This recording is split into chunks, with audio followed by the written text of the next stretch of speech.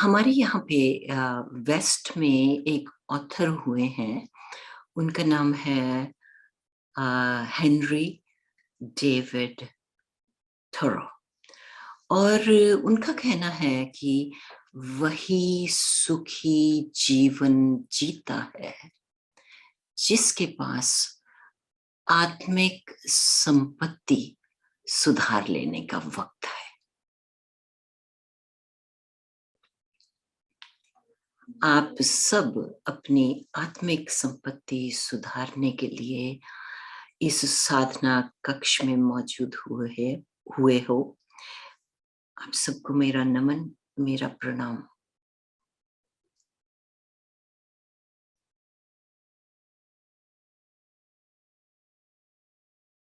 और अब मैं छोटी सी प्रार्थना करके शुरू करती हूँ।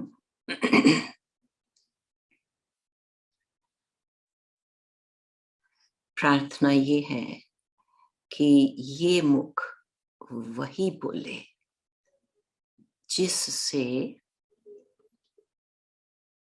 मेरा मौन सघन हो और आप सबका मौन भी सघन हो। हम सब कोशिश करेंगे कि हम अपने मौन में उतर पाएं।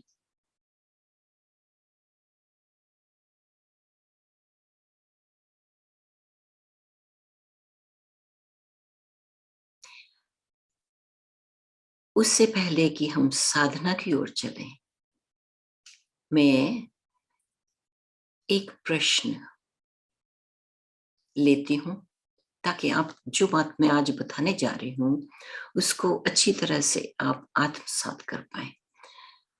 प्रश्न मेरे एक स्टूडेंट का है और उसका कहना है कि साधना करने बैठो तो विचारों का तांता चलने लगता है। मैं भी विचारों की भीड़ संग बह निकलता हूं। प्रश्न ये है कि विचारों की भीड़ संग कैसे जूझें, आत्मस्थित कैसे हो। किसी दृष्टांत के माध्यम से चित्रित करें ताकि इस सत्य का बोध सघन हो, मेरे हृदय को छुए और मेरी स्मृति में भी अंकित हो जाए। ये प्रश्न हर साधना करने वाले का है कि भाई कोई ऐसी चीज हमें समझा दो जिससे हमारी साधना बहुत आसान हो जाए, विचारों के संग हम जूझने न लग जाएं, विचारों के जाल में हम फंस ना जाएं। दृष्टांत में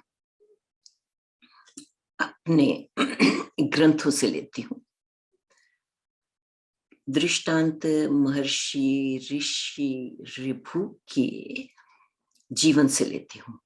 महर्षि ऋषि ऋभु ज्ञान प्राप्त थे और सदा सहज स्थिति में रहते।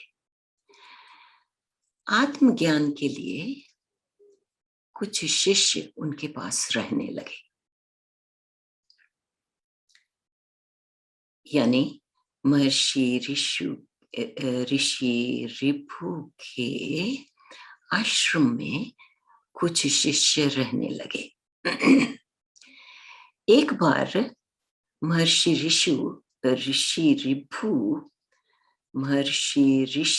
ऋभु अपने शिष्यों के संग यात्रा के लिए निकले। रास्ते में एक गांव से गुजर रहे थे और जब ऋषि ऋभु अपने शिष्यों को लेकर गांव से निकल रहे थे तो कुछ भीड़ दिखाई दी। वहां से राजा की सवारी निकल रही थी। लोग बड़े उत्साह से उसे देखने की इच्छा में खड़े थे। सब कुछ गुजर जाने के बाद सारी टोली अपने पड़ाव पर आई। महर्षि ऋषि ने अपने शिष्यों से पूछा, आज आपने क्या देखा? पुलस्त ऋषि के पुत्र निदाघ भी उस समय महर्षि ऋभु के साथ ही थे। तो उसका उत्तर क्या था? उसका उत्तर था, भीड़ देखी, काफिला निकला, लोग राजा की सवारी का इंतजार कर रहे थे। मैं किनारे पर खड़ा रहा, ना किसी राजा की सवारी का इंतजार था और ना ही भीड़ से निकल जाने की जल्दी थी। ज्यों ही भीड़ निकली, मैं अपने घर वापस लौट आया। कहा जाता है कि महर्षि ऋभु को ये उत्तर बहुत पसंद आया और कहानी यहीं पे खत्म हो जाती है। आम आदमी को ये घटना महत्वपूर्ण नहीं लगती और ना ही इसमें कोई दिलचस्पी लगती है, लेकिन ये घटना एक विशेष अभिव्यक्ति है। साक्षी भाव विकसित करने के लिए ये घटना और निदाघ का ये कहना एक विशेष अभिव्यक्ति है। अब मैं आपको समझाती हूं क्यों।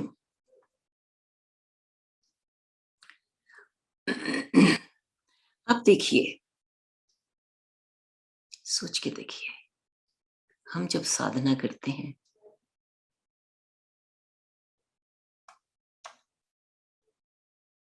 विचारों का झुंड देखते हैं।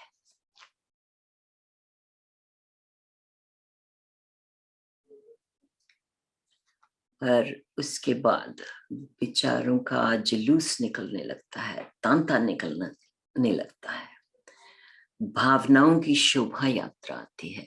मेरे साथ अगर ऐसा हो जाता, मैं अगर ऐसे करती, मेरे भाई ने ऐसे किया, मेरे इन लॉज मेरे साथ ऐसे करते हैं, ये सारी बातों का तांता निकलने लगता है। देखिए निदाघ क्या करते हैं।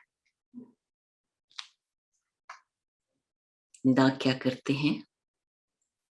भीड़ देखी, काफिला निकला, लोग राजा की सवारी का इंतजार कर रहे थे, मैं किनारे पर खड़ा रहा। भीड़ देखी मीन्स विचारों का झुंड देखा। काफिला निकला, इसका अर्थ है जुलूस निकला, विचारों के तांते का जुलूस निकला। और हम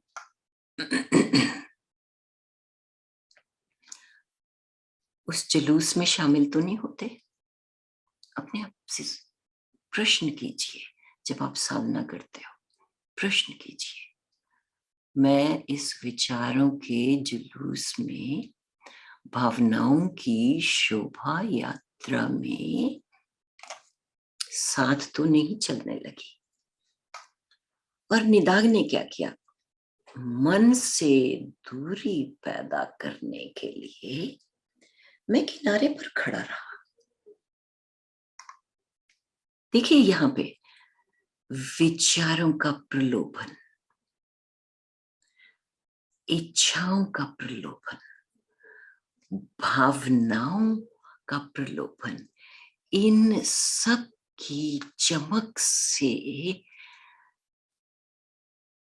निदाघ कभी प्रभावित नहीं हुए। भीड़ छट जाने की धैर्यपूर्वक प्रतीक्षा करते रहे।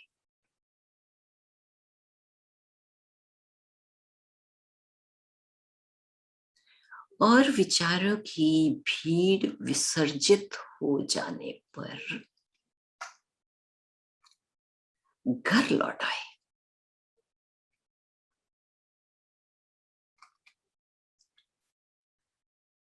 यहां पर एक बाहरी दृश्य के माध्यम से महर्षि रिपु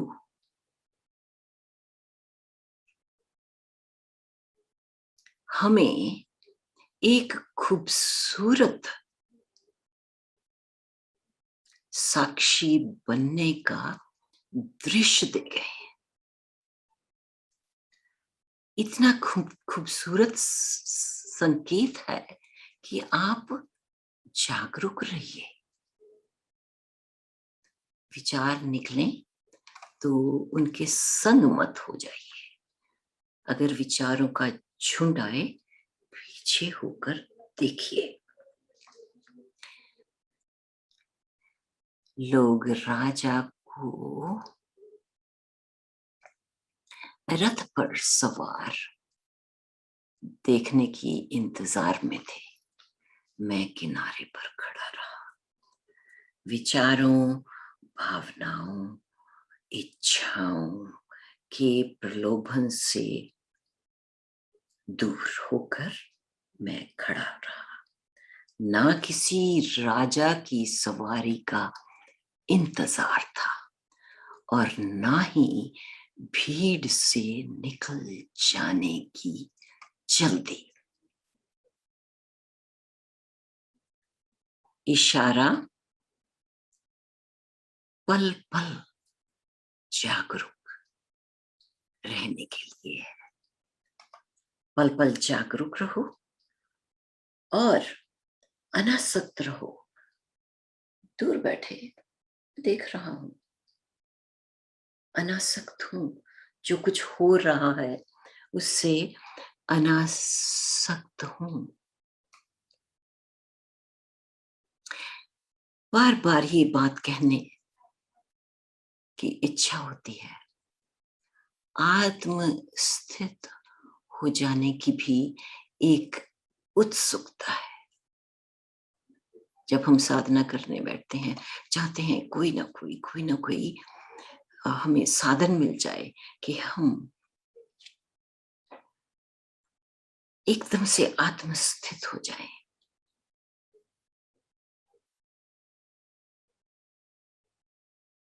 आत्मस्थित होने के लिए आपको समय लगाना पड़ेगा।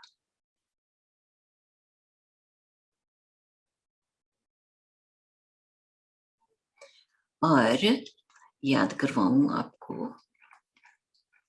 थोरो क्या कहते हैं? वही सुखी जीवन जीता है जिसके पास आत्मिक संपत्ति सुधार लेने का वक्त है। आत्मिक संपत्ति सुधार लेने के लिए हमें समय तो निकालना ही होगा। हमने अपने विचारों के जाल बुने हुए हैं, अपनी भावनाओं के जाल बुने हुए हैं, अपनी इच्छाओं के जाल बुने हुए हैं और अपनी आत्मिक संपत्ति सुधार लेने के लिए उन विचारों को जानना जरूरी होगा। इसलिए दूर बैठ के अपने विचारों को देखिए। भावनाओं संग उलझना नहीं, दृष्टा भाव से उन्हें देखिए और दृष्टा भाव से देखते देखते कोई जल्दी नहीं, और जब समय आएगा वो सब ठीक हो जाएगा।